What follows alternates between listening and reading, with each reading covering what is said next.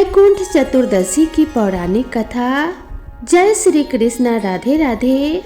आप सभी का दिन शुभ और मंगलमय हो। भगवान श्री हरि विष्णु जी की कृपा आप सभी श्रोताओं पर सदा सर्वदा बनी रहे। इसी मंगल कामना के साथ आज के वीडियो का शुभारंभ करती हूँ। वैकुंठ चतुर्दशी का व्रत कार्तिक मास के शुक्ल पक्ष की चतुर्दशी को रखा जाता है। वैकुंठ चतुर्दशी पर भगवान शिव और श्री हरि विष्णु का मिलन होता है। इस दिन को हरिहर मिलन भी कहा जाता है। इस मिलन पर दोनों ही भगवान को एक दूसरे की पसंद की वस्तुएं अर्पित की जाती है। भगवान शिव और विष्णु जी की एक साथ वैकुंठ चतुर्दशी पर पूजा होती है। इस दिन दिवाली की तरह दोनों ही देवताओं के मिलन का उत्सव मनाया जाता है। पूरे मास में जिन्हें कार्तिक स्नान करने का अवसर नहीं मिलता, वे एकादशी से पूर्णिमा तक स्नान करके चतुर्दशी भी मनाते हैं। इस दिन उपवास करके तारों की छांव में नदी के तट पर 14 दीपक जलाने का विधान है। वैकुंठवासी भगवान श्री हरि विष्णु जी को स्नान कराकर विधिवत उनका पूजन करें, भोग लगाएं, तत्पश्चात कथा को पढ़ें या फिर सुने। फिर भोग लगे प्रसाद को भक्तों में बांट दें। इस व्रत को करने से मनुष्य सभी बंधनों से मुक्त हो जाता है और उसे वैकुंठ धाम की प्राप्ति होती है। शास्त्रों में कहा गया है कि आज के दिन जो भी भक्त 1000 कमलों से भगवान विष्णु का पूजन करते हैं, वे मनुष्य भाव बंधनों से मुक्त होकर वैकुंठ धाम को जाते हैं। अब आइए श्रवण करते हैं वैकुंठ चतुर्दशी की पौराणिक कथा। सतयुग में कार्तिक शुक्ल चतुर्दशी के दिन वैकुंठ के अधिपति भगवान विष्णु वैकुंठ से वाराणसी आए। ब्रह्म मुहूर्त में भगवान श्री हरि विष्णु जी मणिकर्णिका घाट पर स्नान करके 1000 कमल पुष्प लेकर परम भक्ति भाव से भगवान शिव का पूजन करने के लिए पहुँचे। उन्होंने कमल पुष्पों से भगवान शिव का पूजन आरंभ किया। वे मंत्रोच्चारण के साथ एक एक करके कमल पुष्प शिवलिंग पर चढ़ाते गए। जब 999 कमल पुष्प चढ़ चुके तो भगवान विष्णु चौंक गए, क्योंकि 1000वां पुष्प स्वयं भगवान शिव ने बड़ी चालाकी से छिपा लिया था। अब भगवान विष्णु परेशान हो उठे कि कैसे शिवलिंग पर 1000 कमल पुष्प चढ़ाएं। अगर अंतिम कमल पुष्प शिवलिंग पर नहीं चढ़ाया तो उनका संकल्प अधूरा रह जाएगा, और यदि वे एक कमल लेने जाते हैं तो उनका आसन भंग होता है। इसी उधेड़ बुन में विचार करते हुए उन्हें यही समझ आया कि मुझे मनुष्य प्राणी पुंडरीकाक्ष कहते हैं, क्योंकि मेरे नेत्र कमल के समान हैं। क्यों न इनमें से एक आंख को कमल के बदले शिवलिंग पर चढ़ा दूं। ऐसा विचार करते हुए उन्होंने तुरंत अपनी एक आंख निकालकर भगवान शिव को अर्पित कर दिया। यह देखकर भगवान शिव अत्यंत प्रसन्न हुए।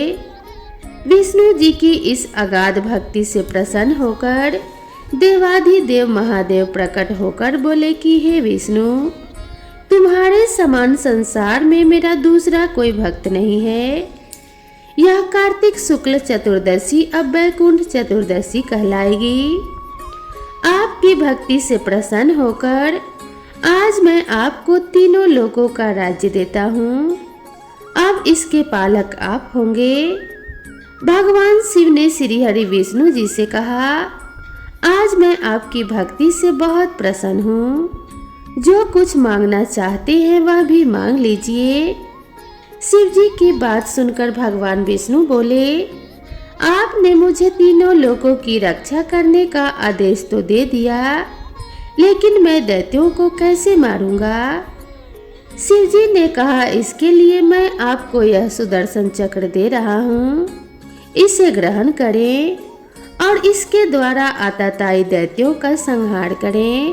इस तिथि पर आपने मुझे कमलों से पूजा है, इसीलिए आपको और भी वर प्रदान कर रहा हूँ। इस प्रकार विष्णु भगवान को वर देकर शिवजी अंतर्ध्यान हो गए। तभी से मनुष्य जीवन से मुक्त होकर वैकुंठ धाम जाने के लिए इस व्रत को करना शुरू कर दिए। वैकुंठ चतुर्दशी की दूसरी कथा। एक बार की बात है, नारद जी पृथ्वी लोक से घूमकर वैकुंठ धाम जा पहुँचे। भगवान विष्णु ने आदर पूर्वक उन्हें बिठाया और प्रसन्न होकर उनके आने का कारण पूछा। नारद जी कहते हैं कि हे प्रभु, आपने अपना नाम कृपा निधान रखा है, इससे आपके जो प्रिय भक्त हैं वही तड़ पाते हैं, और जो सामान्य नर नारी है वे आपकी कृपा से वंचित रह जाते हैं। इसीलिए आप मुझे कोई ऐसा सरल मार्ग बताएं जिससे सामान्य भक्त आपकी भक्ति कर मुक्ति पा सके। नारद जी की बातें सुनकर भगवान विष्णु बोले कि हे नारद, मेरी बात ध्यान पूर्वक सुनो। कार्तिक शुक्ल चतुर्दशी को जो नर नारी व्रत का पान करेंगे और श्रद्धा भक्ति से मेरी पूजा अर्चना करेंगे, उनके लिए स्वर्ग के द्वार साक्षात खुले होंगे। इसके बाद विष्णु जी अपने वैकुंठ के द्वारपाल जय और विजय को बुलाते हैं और उन्हें कार्तिक चतुर्दशी को वैकुंठ के द्वार खुले रखने का आदेश देते हैं। भगवान विष्णु कहते हैं, इस दिन जो भी भक्त मेरा थोड़ा सा भी नाम लेकर पूजन करेगा वह वैकुंठ धाम को प्राप्त करेगा। तो प्रेम से बोलिए लक्ष्मी नारायण भगवान जी की जय। अब आइए श्रवण करते हैं वैकुंठ चतुर्दशी की मोक्ष प्रदान करने वाली महान कथा। एक नगर में एक राजा अपनी 2 बेटियों तथा पत्नी के साथ रहता था। एक दिन राजा भोजन करते समय अपनी दोनों बेटियों तथा अपनी पत्नी से पूछता है कि तुम सब किसके भाग्य का खाते हो। तब बड़ी बेटी बोली, पिताजी मैं आपके भाग्य का खाती हूँ। जबकि छोटी बेटी बोली, पिताजी मैं तो अपनी किस्मत का खाती हूँ। तब राजा ने क्रोध करते हुए अपनी पत्नी की तरफ देखा तो पत्नी ने भी डरते डरते कहा कि स्वामी मैं तो आपकी किस्मत का खाती हूँ। यह सुनकर राजा को बहुत क्रोध आया और उसने कहा कि मैं पूरी नगरी को खिलाता हूँ, तुम सबके लिए इतनी मेहनत करता हूँ, रोज तुम्हें अच्छा अच्छा भोजन खिलाता हूँ, नए नए वस्त्र और आभूषण पहनने के लिए मंगवाता हूँ, परंतु हमारी छोटी बेटी कहती है कि वह अपने किस्मत का खाती है। तब गुस्से में आकर राजा ने अपने मंत्रियों को आदेश दिया कि जाओ 2 लड़के ढूंढ कर लाओ, मेरी बड़ी बेटी के लिए राज दरबार के राजा का पुत्र ढूंढो और छोटी बेटी के लिए एक गरीब लड़का ढूंढो। जिस समय राजा यह बात बोल रहा था वहां दरबार में सभी मंत्री, पहरेदार, चौकीदार सब मौजूद थे। तब सभी मंत्रियों को राजा की बात पर बड़ी हैरानी हुई, लेकिन किसी में इतनी हिम्मत नहीं थी कि वह पलटकर राजा से पूछे कि महाराज, आप अपनी दोनों बेटियों के साथ भेदभाव क्यों कर रहे हैं। किसी ने कुछ नहीं पूछा। कुछ दिनों बाद राजा ने अपनी बड़ी बेटी का विवाह एक राजा के पुत्र से कर दिया और छोटी बेटी का विवाह एक गरीब भिखारी के लड़के से कर दिया। दोनों बेटियां जब ससुराल जाने लगी तो राजा ने बड़ी बेटी को बहुत सारा दान दहेज, बहुत सारे आभूषण, स्वर्ण चांदी हीरे मोती आदि दिए और बहुत सारे रेशमी सुंदर वस्त्र दिए, जबकि छोटी बेटी को बोरी के टाट के कपड़े सिलवाकर उसे पहनाकर भेजे और कुछ भी नहीं दिया। बड़ी बेटी अपने माता पिता को प्रणाम करके घर से निकल गई। छोटी बेटी कुछ नहीं बोली। जब छोटी बेटी अपने ससुराल में पहुंची तो उसने देखा कि वहां कोई उसकी आवभगत करने वाला नहीं था। एक झोपड़ी थी और एक बड़ा सा मैदान और वहां पर 5 चूल्हे बने हुए थे। रात्रि को छोटी बेटी चुपचाप सो गई। सुबह जब वह सोकर उठी तो उसने अपने जेठ जी से पूछा कि यह 5 चूल्हे यहाँ क्यों हैं? तब बड़े जेठ ने कहा कि वह हम 5 भाइयों के 5 चूल्हे हैं। राजा की छोटी बेटी ने कहा कि ठीक है, लेकिन आप सब झोली लेकर कहाँ जा रहे हैं? जेठ थोड़ा समझदार था। उसने कहा कि बहू, हम सब तो भिखारी हैं, इसीलिए हम सब तो भीख मांगने जा रहे हैं। जेठ ने कहा, बहू, तुम तो बहुत पैसे वाले राजा की बेटी हो। तुम्हारे मंत्री ने एक रात्रि को जबरदस्ती मेरे 5वें छोटे भाई को पकड़कर तुम्हारे साथ ब्याह करवा दिया। तब बहू बोली कि जेठ जी, आपकी कोई गलती नहीं है, सबको अपने किस्मत का मिलता है। मेरी किस्मत में जो था वह मुझे मिल गया। इसके बाद 5 भाई भीख मांगने के लिए चले गए। पीछे से बहू ने पूरे घर की साफ सफाई करी, पूरे घर को गोबर से लीपकर आंगन को लीपी। इसके बाद बड़े जेठ के चूल्हे को छोड़कर सभी के चूल्हे वहां से हटा दिए।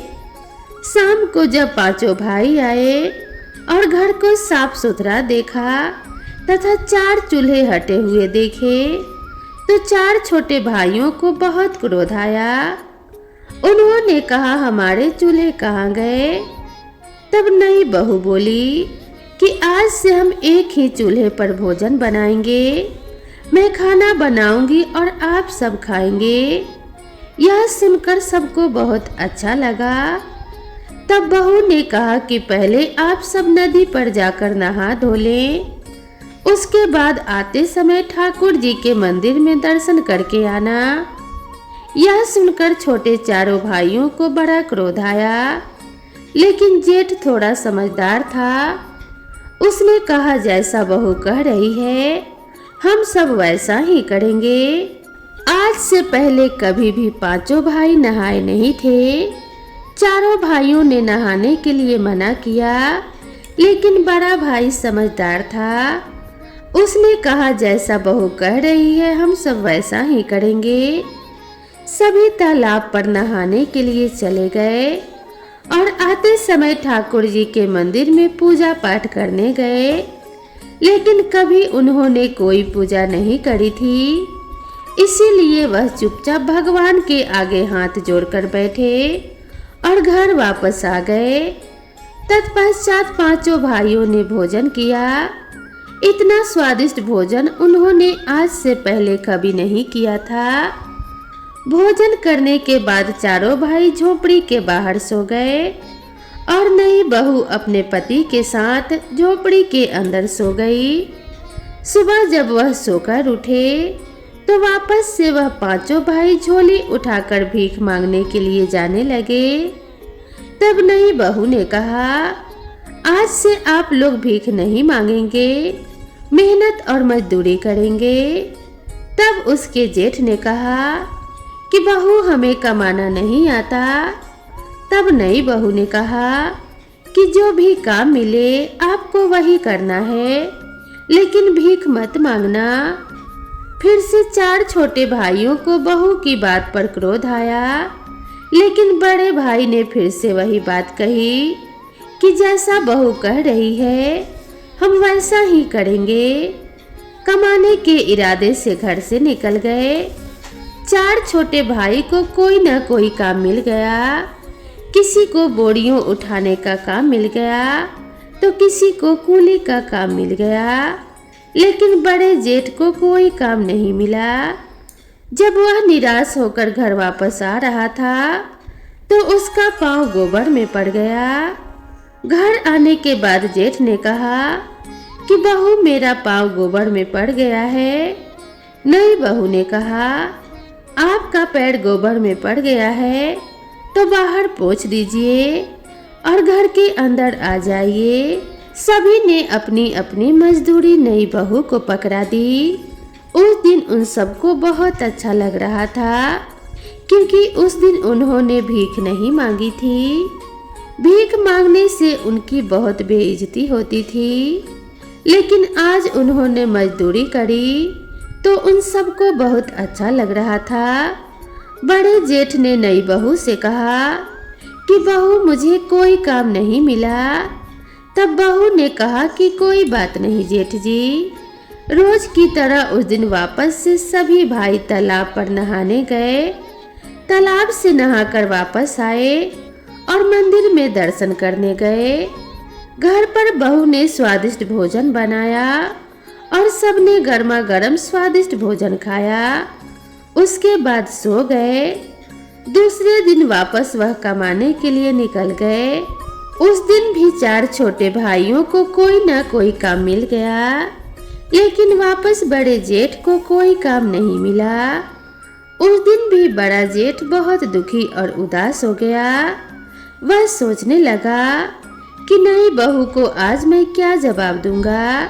जब जेठ घर वापस आ रहा था तो रास्ते में उसे एक मरा हुआ सर्प मिला। देखने पर सर्प को उठा लिया और आते ही उसने बहू से कहा, बहू मुझे यह रास्ते में मरा हुआ सांप मिला, इसका मैं क्या करूं? तो बहू बोली कि आप इसे झोपड़ी के ऊपर फेंक दीजिए। इस तरह उनके दिन मजे से निकलने लगे। उनके घर में ईंधन के भंडार भी भरने लगे। सभी मेहनत मजदूरी करके कमाने लगे। एक दिन उस नगर के महारानी का बेशकीमती हार चील लेकर उड़ गई। सारे राज दरबारी पहरेदार और चौकीदार उस चील के पीछे पीछे भागने लगे, लेकिन सब बेकार। जब वह चील उन 5 भाइयों के झोपड़ी के ऊपर से उड़ रही थी तो उसने वहां मरा हुआ सर्प देखा। तो चील ने रानी की वह हार वहीं गिरा दिया और सर्प लेकर उड़ गई। उधर राजा ने नगर में ढिंढोरा पिटवा दिया कि जिसे भी रानी का वह बेशकीमती हार मिले वह लाकर राजा के महल में राज दरबार में जमा करवा दे और वह मुंह मांगा इनाम ले जाए। शाम को सभी भाई मेहनत मजदूरी करके वापस झोपड़ी में आए तो बड़े जेठ की नजर झोपड़ी के ऊपर चमकती हुई चीज पर पड़ी। बड़े जेठ ने चमकती हुई चीज को उतार करके देखा तो वह बेशकीमती हार निकला। जेठ ने वह हार लाकर नई बहू को दे दिया। तब नई बहू बोली कि यह हार तो रानी का है, आप इसे ले जाकर रानी जी को दे दीजिए। फिर जेठ ने वैसा ही किया। जेठ ने जाकर वह हार राजा को दे दिया। राजा हार को देखकर बहुत खुश हुआ और बोला कि भाई इसके बदले में तुम्हें मुंह मांगा इनाम मिलेगा, मैं तुम्हें सब देने के लिए तैयार हूँ। तब उसने बोला कि राजा जी मुझे मांगना नहीं आता, मैं अपने भाई की पत्नी से पूछ कर बताऊंगा। राजा ने कहा कि कोई बात नहीं, तुम पूछ लेना फिर बताना। जेठ घर आया और घर आने के बाद उसने नई बहू को पूरी बात बताई। तब बहू ने कहा कि जेठ जी आप राजा के महल में वापस जाना और राजा से कह देना कि राजा जी मैं चाहता हूँ कि बैकुंठ चौदस के दिन नगर में किसी के यहाँ भी दीपक ना जले और राजमहल में भी अंधेरा रहे। तब जेठ वापस राजमहल में गया। राजमहल में जाकर उसने राजा से कहा, राजा जी मुझे कोई इनाम नहीं चाहिए, बस आप बैकुंठ चौदस अर्थात बैकुंठ चतुर्दशी के दिन नगर में यह ढिंढोरा पिटवा दीजिए कि कोई भी नगरवासी दीपक ना जलावे, यहाँ तक कि राजमहल में भी दीपक ना जले। बैकुंठ चौदस के दिन पूरी नगरी में अंधेरा रहे। बिना कुछ सोचे समझे राजा ने कहा कि कोई बात नहीं, अगर तुम्हारी यही इच्छा है तो एक दिन नगर में कोई दीपक नहीं जलाएगा और राजमहल में भी दीपक नहीं जलेगा। राजा ने पूरी नगर में यह ढिंढोरा पिटवा दिया कि पूरी नगरी में बैकुंठ चौदस के दिन कोई भी दीपक ना जलावे। दूसरे दिन बैकुंठ चौदस की रात्रि को किसी ने भी दीपक नहीं जलाया, यहाँ तक कि राजमहल में भी दीपक नहीं जला। लेकिन पांचों भाइयों की झोपड़ी में नई बहू ने चारों तरफ दीपक जलाए, कहीं पर भी अंधेरा नहीं छोड़ा। माता लक्ष्मी के पग बनाए और एक थाल तैयार करके वह बैठ गई। जब बैकुंठ चौदस की रात्रि को स्वर्ग लोक से माता लक्ष्मी मृत्यु लोक में भ्रमण के लिए नीचे उतरी, तो माता लक्ष्मी को उस नगर में सब जगह अंधेरा ही अंधेरा दिखाई दिया। केवल एक झोपड़ी जगमगा रही थी। माता लक्ष्मी उस झोपड़ी पर आई और दरवाजा खटखटाने लगी। अंदर से बहू ने कहा कि कौन है? माता लक्ष्मी ने कहा, मैं इस घर की बेटी हूँ। बहू ने अंदर से कहा, हमारे घर में आपके लिए कोई जगह नहीं है, क्योंकि हमारे पास खुद के खाने की कमी है। हम आपको कहाँ से खिलाएंगे? थोड़ी देर बाद माता लक्ष्मी ने फिर से दरवाजा खटखटाया। बहू ने अंदर से पूछा, आप कौन है? माता लक्ष्मी ने कहा, मैं इस घर की बहू हूँ। तभी नई बहू ने दरवाजा नहीं खोला। तीसरी बार माता लक्ष्मी ने फिर से दरवाजा खटखटाया। तब नई बहू ने कहा कि आप कौन हैं? तब माता लक्ष्मी ने कहा कि मैं इस घर की बहू हूँ और 7 पीढ़ी तक इसी घर में रहूंगी। ऐसा सुनते ही नई बहू ने दरवाजा खोल दिया। जैसे ही माता लक्ष्मी ने झोपड़ी के अंदर पांव रखा, उनका घर सुंदर महल में बदल गया। नई बहू ने माता लक्ष्मी को बैठने के लिए चौकी दी। माता लक्ष्मी ने कहा कि मैं तो पैसे वाले अमीर सेठ के घर में नहीं बैठूंगी। लेकिन नई बहू ने माता लक्ष्मी का हाथ पकड़कर चौकी पर बिठा दिया, क्योंकि चौकी पर बैठते ही माता लक्ष्मी ने साक्षात दर्शन दिए। तब नई बहू माता लक्ष्मी के चरणों में गिर पड़ी। कुछ देर बाद नई बहू ने माता लक्ष्मी की आरती उतारी। फिर क्या था, लक्ष्मी माता की कृपा से उनका घर धन्य धान्य से भर गया। सुबह जब पांचों भाई सोकर उठे तो उनका घर महल में बदल चुका था। सभी भाइयों के आश्चर्य का ठिकाना न रहा। माता लक्ष्मी की कृपा से धीरे धीरे वे नगर के सेठ कहलाने लगे और उनके भाई की पत्नी सेठानी कहलाने लगी। सब तरफ उनका कारोबार फैल गया। हर जगह उनकी चर्चाएं होने लगी। वे पांचों भाई केसर कस्तूरी का व्यापार करने लगे। उनका घर धन्य धान्य से भर गया। माता लक्ष्मी की ऐसी कृपा हुई कि उन पांचों भाइयों के पास नौकर चाकर हाथी घोड़े सब हो गए। बड़ी बहन के घर में सब कुछ ठप हो गया। कारोबार में घाटा लग गया। उनके यहाँ एक समय की रोटी के भी लाले पड़ने लगे और उन्हें अपना सब कुछ बेचना पड़ा। बड़ी बहू के सास ससुर ने अपने बहू से कहा कि तुम तो कलंकनी हो, तुम्हारे आते ही हम बर्बाद हो गए। और उन्होंने अपनी बहू को घर से निकाल दिया। बड़ी बहू अर्थात राजा की बड़ी बेटी रोती हुई अपने माता पिता के घर आई। अपनी प्यारी लाडली बेटी की ऐसी हालत जब राजा ने देखी तो राजा बहुत दुखी हुए और राजा ने अपनी बड़ी बेटी से सारा हाल पूछा। बड़ी बेटी ने रोते रोते अपना सारा हाल अपने पिता को कह सुनाया। तब राजा ने मन ही मन सोचा, मैंने अपनी बड़ी बेटी के लिए इतना देखभाल करके वह ढूंढा था, अगर इसकी ऐसी हालत है तो छोटी बेटी की क्या हालत होगी। पता नहीं वह जिंदा भी होगी या नहीं। अपनी छोटी बेटी के गांव में उसका हाल चाल पता करने के लिए राजा निकल पड़े। तब राजा ने एक व्यापारी का वेश बनाया और केसर कस्तूरी बेचने के लिए अपनी छोटी बेटी के गांव में पहुंच गया। गांव में पहुंचते ही राजा ने जोर जोर से आवाज लगानी शुरू कर दी केसर कस्तूरी ले लो, कोई केसर कस्तूरी ले लो। ऐसा करते करते सुबह से दोपहर हो गई। तभी जिस गली में राजा ने आवाज लगाई, उसी गली में उसकी छोटी बेटी का हवेली नुमा मकान था। बेटी ने अपने पिता की आवाज पहचान ली। उसने ऊपर झरोखे में से झांक कर देखा तो राजा को देखकर पहचान गई कि आज तो सच में हमारे पिता हैं। तब उसने अपने नौकर से कहा कि बाहर जो आदमी केसर कस्तूरी बेच रहा है, उनकी केसर कस्तूरी को मुंह मांगे दाम में खरीद लो और उन्हें आदर से बुलाकर अंदर लेकर आओ तथा उनके लिए भोजन पानी की व्यवस्था करो। उन सब ने वैसा ही किया।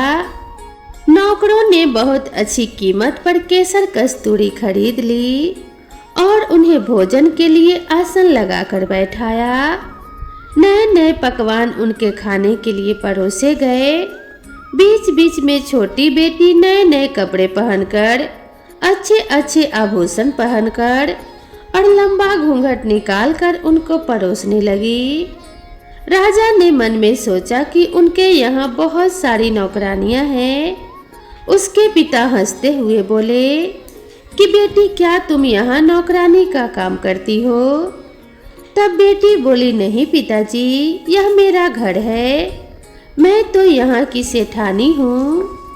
राजा ने कहा, अच्छा तू सेठानी है, लेकिन तूने तो वही फटे पुराने कपड़े पहन रखे हैं, वही बोरी के टाट वाले कपड़े पहन रखे हैं जैसे मैंने तुझे विदा किया था। तब बेटी बोली, नहीं पिताजी, बार बार जो अलग अलग नए कपड़े पहनकर आपको खाना परोसने आ रही थी, वह मैं ही थी, और अब मैं जो आपके पास बोरी के टाट वाले कपड़े पहनकर आई हूँ, यह भी मैं ही हूँ। छोटी बेटी ने कहा कि पिताजी, मैं आज आपको बताना चाहती हूँ कि सब अपने भाग्य का ही खाते हैं। यह मेरी किस्मत है जो आज मैं इस नगर की सेठानी हूँ, और यह आपकी किस्मत है कि आज आप केसर कस्तूरी बेच रहे हैं। इसीलिए पिताजी, आज के बाद कोई किसी को यह ना कहे कि वह एक दूसरे की किस्मत का खाते हैं। यह सुनते ही उसके पिताजी का सर नीचे हो गया और उसने कहा कि बेटी, तू जीती मैं हारा।